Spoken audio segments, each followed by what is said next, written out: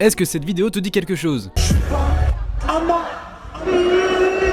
PNL qui tape une panne d'autotune en plein concert, c'est ce qu'on appelle un fail en pleine performance live. Et aujourd'hui, j'avais juste envie de vous parler de performance live ratée. Comme quand Justin Bieber a commencé sa tournée à l'époque, en vomissant sur scène.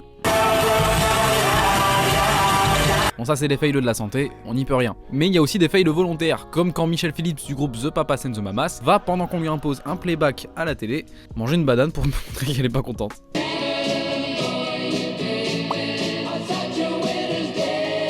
Après, le spécialiste de ce genre de move, c'était Kurt Cobain. Il a saboté tellement de ses prestats, c'est terrible. On a aussi les petits incidents techniques. On a déjà cité PNL, mais on aurait pu en citer plein d'autres. Comme quand Beyoncé va faire un son sur une voiture suspendue avec des câbles, qui vont finir par céder, petit à petit, au point de dire stop, faites-moi descendre.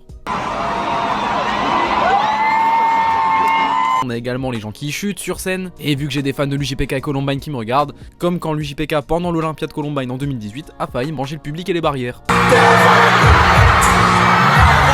Et on a aussi des fails en live tellement connus qu'ils ont des noms aujourd'hui, comme le Nipplegate qui est arrivé pendant le Super Bowl, quand Justin Timberlake et Janet Jackson vont faire un son ensemble et que Justin Timberlake va tout simplement arracher le haut de Janet Jackson, laissant apparaître son sein, nipple en anglais.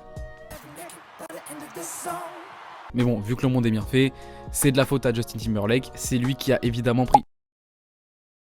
Niquez vos mères. Et j'avais quand même envie de finir sur un live un peu connu aussi, mais évidemment, histoire de Milli Vanilli, le fail de bande son qui va mettre la puce à l'oreille au monde entier sur leur imposture.